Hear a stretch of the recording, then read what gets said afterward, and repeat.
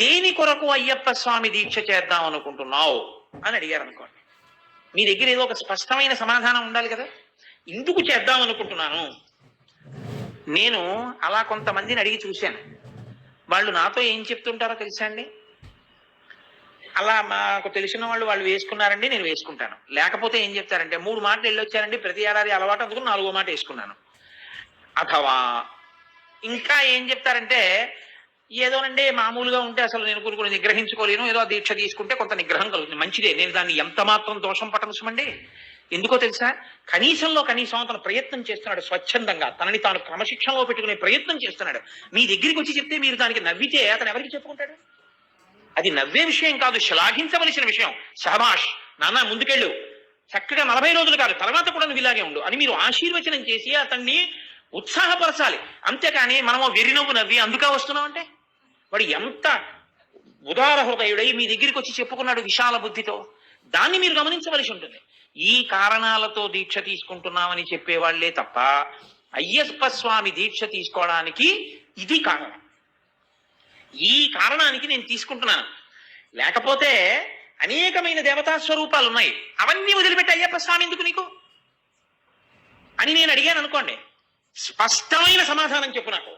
అయ్యప్ప స్వామే కావాలి అని నీ మనసు ఎందుకు అనురక్తిని పొందుతోంది, ఎందుకు దీక్ష చేస్తున్నావు అని నేను అడిగాను అనుకోండి. ఏం ఒకసారి చేస్తే నువ్వు అందుకోలేకపోయావా ప్రయోజనాన్ని? అన్ని మార్లు చేస్తే నీకు కొత్తగా ఏ ప్రయోజనం వస్తుంది? 18 అంకె 10 రెట్టాంబడి ఇవన్నీ నాకు చెప్పకండి. 18 మెట్లు ఎక్కాలంటే అవన్నీ జాగ్రత్తగా దీక్షలు చేసిన వాళ్ళకి. 10 నెట్టాంబడి లోపల మనసుకి సంస్కారం వచ్చిన తర్వాత చేసే పని అది కాదు. ఒకసారి చేసి తృప్తి పొందక 2వ మాట నువ్వు అందులో ప్రవేశించడానికి స్పష్టమైన కారణమేమి నువ్వు చెప్పగలవా? అది ముందు నీకు లోపల రావలసిన ప్రశ్న. అసలు ఆ ప్రశ్న అంటూ ఒకటి ఏర్పడితే అయ్యప్ప స్వామి దీక్ష తీసుకోవడానికి నీకు పరిపూర్ణంగా లోపల మనసుకి ఆనుకూల్యత ఏర్పడింది అని గుర్తు. అయ్యప్ప స్వామికి శాస్త్రాలలో ఉన్న పేరు ఏమిటో తెలుసా అండి? ఆర్యన్ ఆయన పేరు. ధర్మశాస్త్ర, భూతనాథుడు, అయ్యప్ప. అయితే లోకంలో ఉండేటటువంటి విషయం ఏమిటంటే, కొంచెం తేలికగా ఉండేది 10 మంది పలికేది ఏదో అది ప్రచారం అవుతుంది.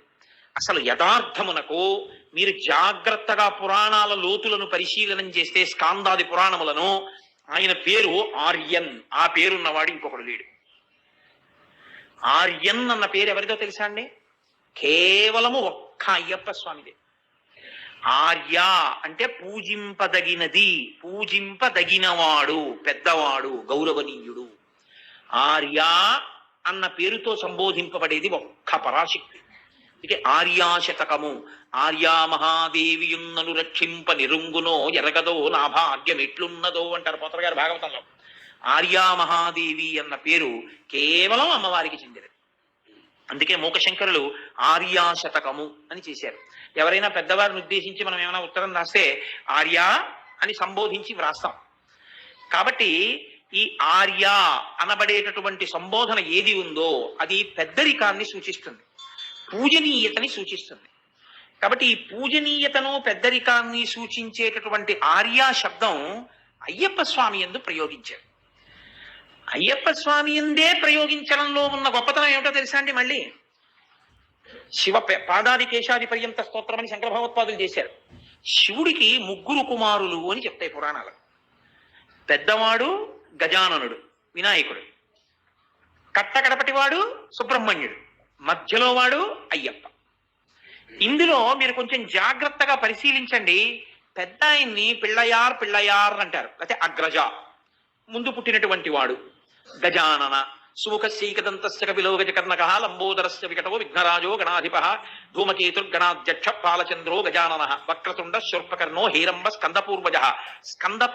స్కందుడికి ముందు పుట్టినవాడు. అయ్యప్ప కన్నా అన్న శబ్దం అక్కడ వేరు. షోడశైతాని నామాని ఎప్పటేచ్చుణ్యాదపి విద్యారంభే వివాహే చ ప్రవేశే నిర్గమే తథా సంగ్రామే సర్వకార్యేషు విఘ్నస్తస్య నజాయతే. కానీ ఆయనకి గజాననుడు అని పేరు, లేదా పరమశివుని యొక్క కుమారులలో పెద్దవాడు అని పేరు. పరమశివుని యొక్క కొడుకు అన్న సంబోధన కుమరన్, కుమారా అన్న శబ్దం ఒక్క సుబ్రహ్మణ్యుడు. ఈ ఇద్దరికి లేనిది శివుడి యొక్క కుమారులలో ఆర్యన్ ఒక్క అయ్యప్ప స్వామికి. ఆర్యన్ అంటే పూజింపదగినవాడు. ఎందుకని ఆయన పూజింపదగిన వాడయ్యాడో తెలుసా అండి? స్కాందం చాలా ఆశ్చర్యకరమైన విషయాన్ని చెప్తుంది. శబరిమలై, మలై అంటే పర్వతం. పర్వతం అంటే పర్వతం అంతా అయ్యప్ప స్వామి గుడి కాదు, పర్వతం చాలా పెద్దది.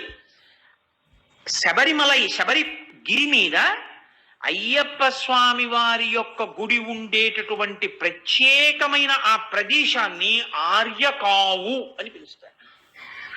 ఆర్యకావు పురాణాంతర్గతంగా. ఆర్యకావు అంటే పెద్దలున్న స్థలము, పూజనీయమైన స్థలము. ఇప్పుడు ఒక పీఠాధిపతులు లోపల ఉన్నారు అని నేను అన్నాను అనుకోండి. ఇప్పుడు పీఠాధిపతుల దగ్గరికి వెళ్ళాలి, మీరు ఏం చేయాలి? ఎలా పడితే అలా వెళ్ళడానికి వీల్లేదు. మీరు వెంటనే మీరు పెట్టుకు రాకపోతే పెట్టుకోమని బయట విభూతి బొట్టు పెడతారు. మీరు విభూతి పెట్టుకుని బొట్టు పెట్టుకుని చొక్కా విప్పేసి బనీని విప్పేసి ప్యాంటు మీద తువ్వాలు వేసుకెళ్ళడం దారుణం. న్యాయానికి పంచె కట్టుకుని ఉత్తరీయం తీసి నడువుకి కట్టుకుని పీఠాధిపతి దర్శనానికి వెళ్ళాలి. నేను చెప్పేది శంకరాచార్యుల వారి చేత ప్రతిష్ఠింపబడిన పీఠాలు, పెద్ద పెద్ద పీఠాల గురించి నేను మాట్లాడుతున్నాను. శృంగేరి, పూరి, కామకోటి ఇలాంటివి. అటువంటి మహాపురుషులైనటువంటి పీఠాధిపతుల దర్శనానికి వెడితే అలా పెడతారు, అంతేగాని చొక్కాలతోటి బనీలతోటి లోపలికి వెళ్ళరు, రానివ్వరు కూడా. పెద్దలున్నారు, దర్శనమునకు ఒక నియమ నిబంధనలు ఉంటాయి, అలాగే వెళ్ళవలసి ఉంటుంది, ఇంకొకలా వెళ్ళడం కుదరదు. పెద్దలున్నారు, ఆర్యన్నున్నారు, ఆ దర్శనానికి మీరు ఇక్కడ చాలా నియమాలు మొదలు పెడితేనే ఆ పైకి దర్శనం చేయవలసి ఉంటుంది. అంత పెద్ద ఆయన దర్శనం మీరు చెయ్యాలి.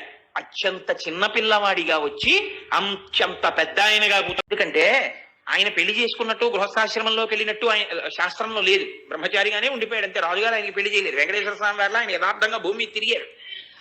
కానీ ఆయన చుట్టూ ఆ యోగబంధం కట్టుకుని చిన్ముద్ర పట్టి కూర్చున్నారు. పెద్దరికం దేని వల్ల ఇస్తారు? వయసు చేత ఇవ్వరు. పెద్దరికం దేని వల్ల ఇస్తారంటే జ్ఞానము వలన ఇస్తారు. తాతగారు ఉండొచ్చు, తండ్రి గారు ఉండొచ్చు, పెదనాన్నగారు ఉండొచ్చు, బాబాయ్ గారు ఉండొచ్చు.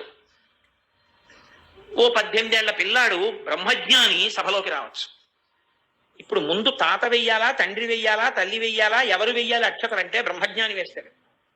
వయస్సుని బట్టి కాదు నమస్కారం, జ్ఞానాన్ని బట్టి నమస్కారం. జ్ఞానమున్నవాడికి ముందు నమస్కారం ఉంటుంది.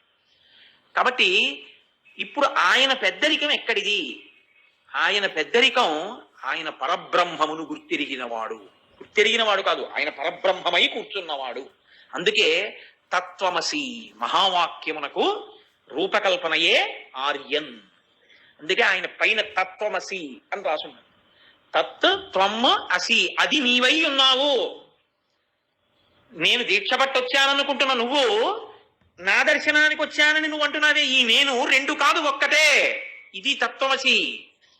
ఈ స్థాయికి నువ్వు ఎదిగి వచ్చేస్తే, ఆ స్థితికి వెళ్ళిపోతే పూర్ణాహుతి తీసుకెళ్లి కొబ్బరికాయ అగ్నిహోత్రంలో పారేస్తున్నావు. కాబట్టి నువ్వే అయ్యప్పవయ్యావు, నువ్వే పరబ్రహ్మం అయ్యావు.